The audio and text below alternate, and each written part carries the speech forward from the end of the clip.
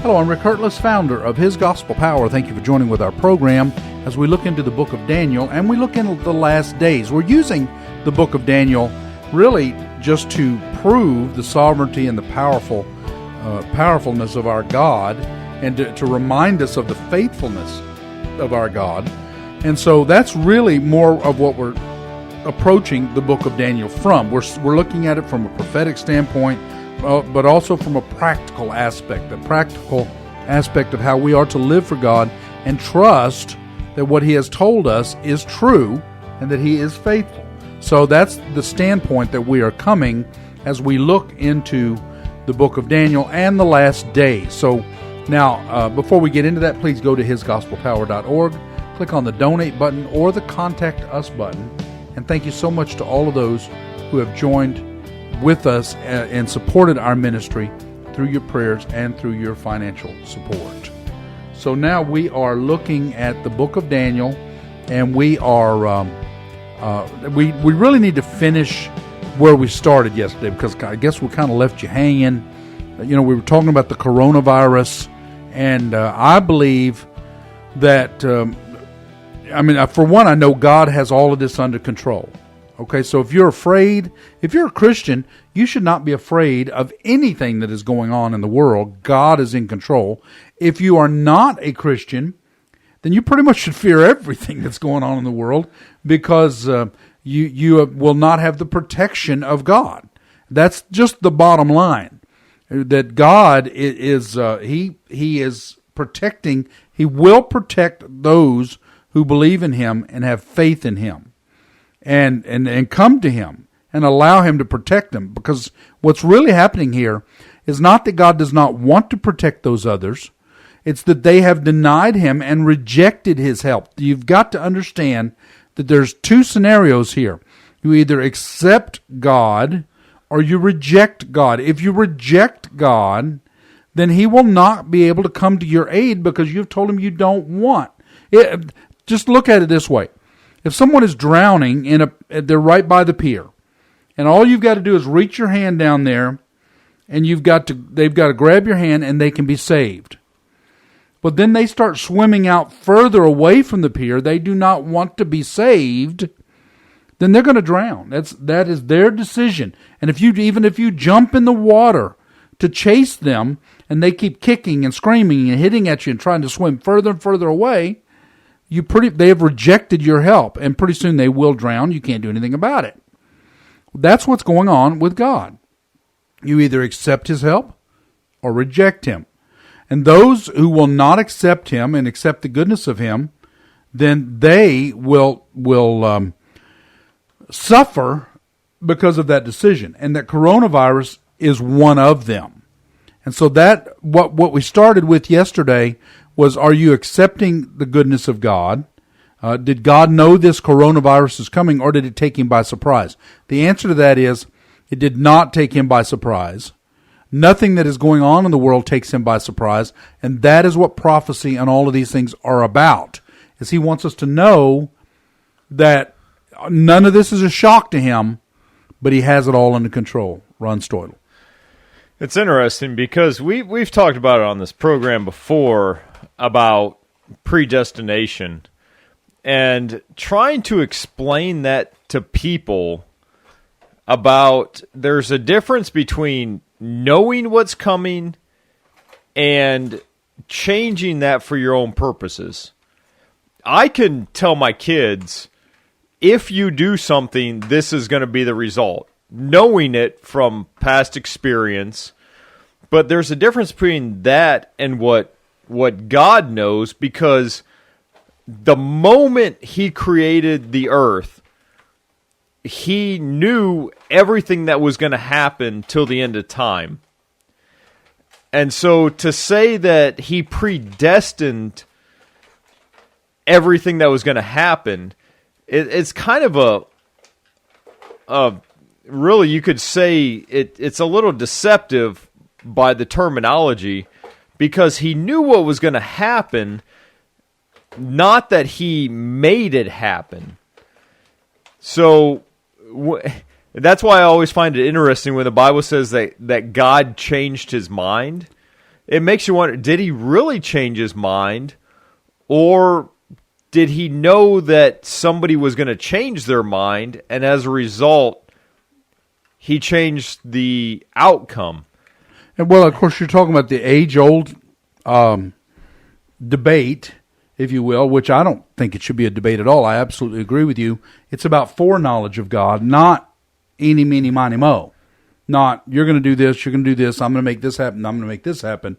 It's about foreknowledge and the way that he designs everything around because he knows of that foreknowledge. Right. And that's why ever since I came into the knowledge of the truth of how God actually works, and then I read the scriptures and it says, and God decided to change his mind on this, and I go, but did he really? It almost makes me think that there was some loss in translation there. Because, well, and it's not.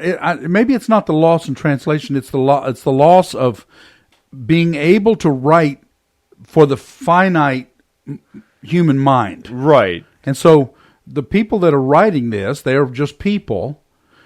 They couldn't understand that any more than they could understand the fact of all of the things that are happening in the 21st century. Right. Because their mind would not wrap around all of these things that can happen in the 21st century. So the changing of God's mind is exactly what you're saying. It's more for understanding for the finite mind than it is anything. Right. In our mind, it would be, well, God said he's going to do this, but then he did it differently. And that, in our minds, it would be, well, God changed his mind then. No, he didn't change his mind. He knew this was going to happen since the beginning of time, and that's just how you perceived it. So it's not that I don't think God ever changed his mind on anything, because basically he would be looking at himself and saying, yeah, I'm going to plan this, and then I'm going to change my mind on it, not knowing I would do it myself. Yeah, and of course, now, like I said, that's the age-old discussion. We would never hash that out. I mean, there have been books, volumes written on the predestination of man, foreknowledge or predestination. God says he predestined us through his foreknowledge. It's in the Scripture. It says that he predestined us through his foreknowledge. And really, so at that point, it's like, so I know what's going to happen. I'm going to make sure the outcome at the end here, but you've got your own choice along the way. Yeah, it's interesting you mentioned that specific topic, and I've had that discussion with people of, well, because it says that he predestined everybody for this, and I said, yeah, when he created the earth, that's what he wanted. He didn't say he made it where people are going to go to heaven and certain people are going to go to hell. That was his original intent, but he knew that some weren't going to accept it. So the biblical definition of predestination wasn't that he made that happen. That's what he wanted, even though he knew it wasn't going to be the outcome. Right. I mean, and that's the whole thing. Exactly. That's what he made perfect man. He made Adam. He was perfect. But Adam had a choice. He had freedom of choice. God didn't want a whole bunch of little robots. Is it truly love if they can't unlove you? Then it's not truly love. It's like, you've got this whatever that you have now created to make sure that it loves you all the time. You've created this robot. It has to love you. It can't change. Well, that's not true love. And God wanted true love. And so, in that way, he created us to live for him and to love him out of our own choice. Well, we started talking yesterday about what happened with Alexander the Great, and I told you that it was going to show even more of God's sovereignty and his power today. Well, Daniel 11:5. Also the king of the south shall become strong, as well as one of his princes, and he shall gain power over him and have dominion. His dominion shall be a great dominion. And at the end of some years they shall join forces, for the daughter of the king of the south shall go to the king of the north to make an agreement, but she shall not retain the power of her authority, and neither he nor his authority shall stand, but she shall be given up, and those who brought her, and with him who begot her, and with him who strengthened her in those times. It pretty well happened exactly like that. The daughter of the king of the south, Berenice, the daughter of Ptolemy II, of Philadelphus, of the Egypt, the king of the north, Antiochus II, Theos, of Syria, there was an alliance of the two, a treaty cemented by the marriage of Bernice and Antiochus, but she will not retain her power, will not last. Antiochus' former wife, Laodicea, which is funny because the Laodicean church, was probably named after that. Laodicea conspired to have Berenice and Antiochus put to death. Her father, Berenice's father, Ptolemy, died at about the same time. So you can see that in history, it happened that way. God's sovereignty, I'm going to remind you, this was 200 years. This was written approximately 200 years before it happened. Just exactly like Isaiah wrote about King Cyrus the Great of Persia freeing the Jews approximately 150 years in advance. So all of those things we can see happened, and this is the sovereignty of God. So there you have it. Was God shocked by the coronavirus? Is he still shocked? Is he wringing his hands? Does he not know what to do? Well, he knows exactly what to do, and he's doing it.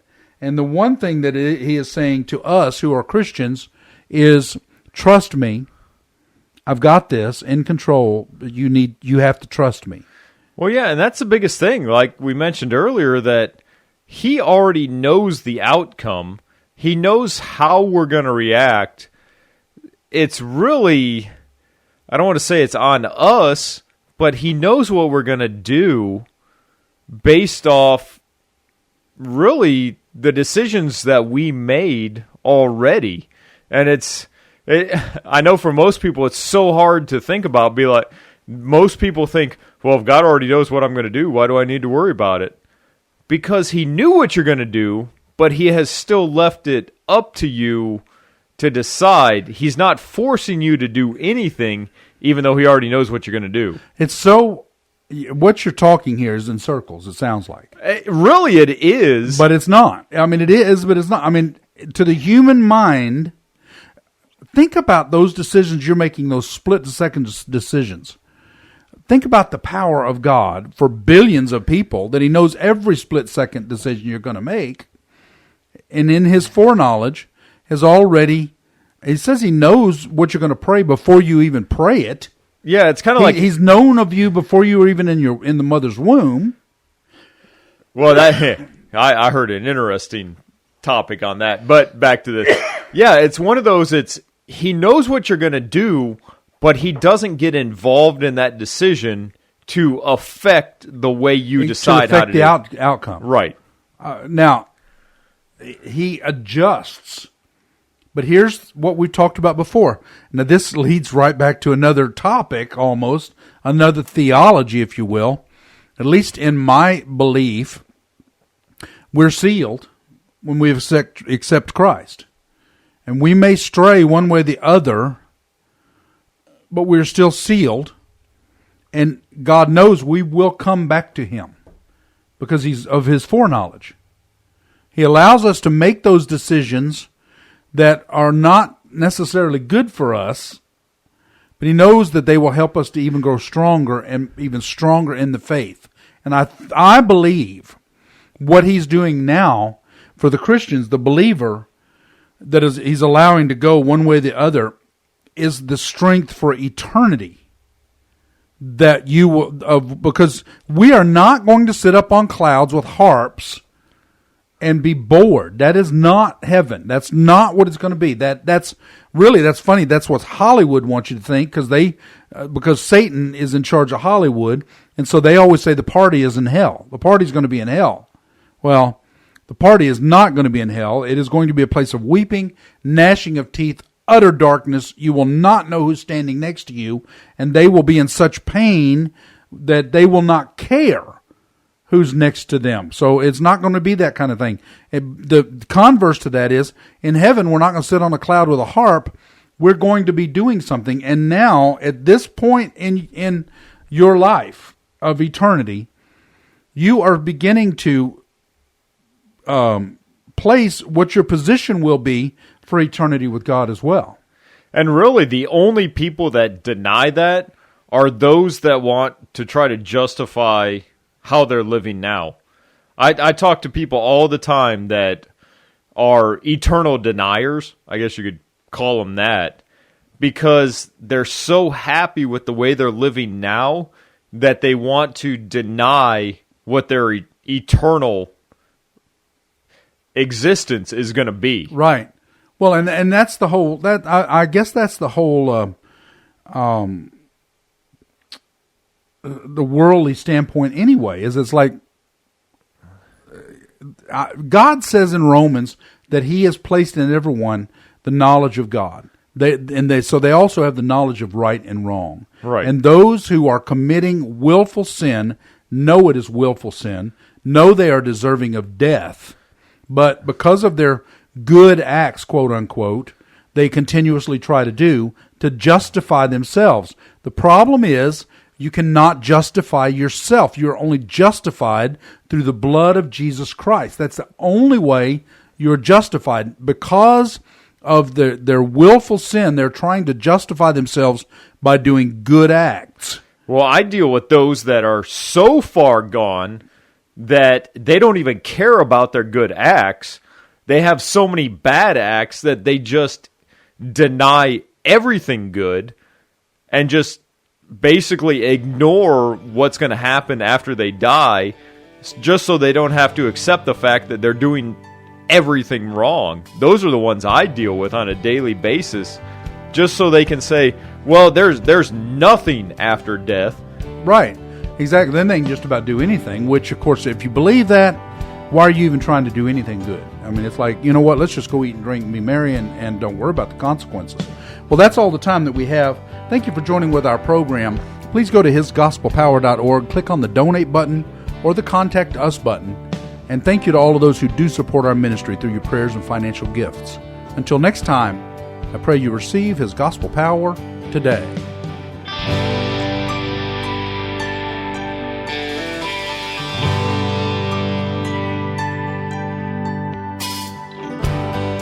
He died for you. He died for me. From our sin, he set us free.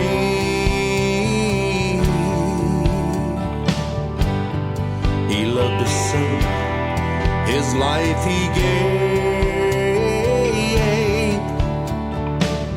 So if we ask, we can be saved. He's calling you, he's calling you.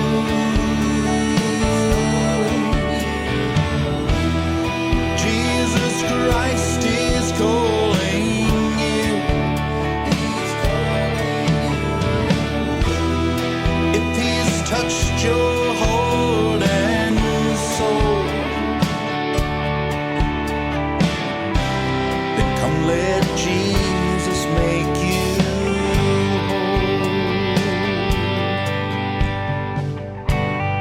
Come near with me and we will pray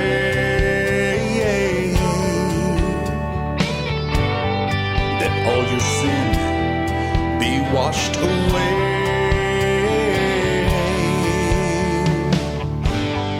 Don't be afraid, don't be ashamed. Just come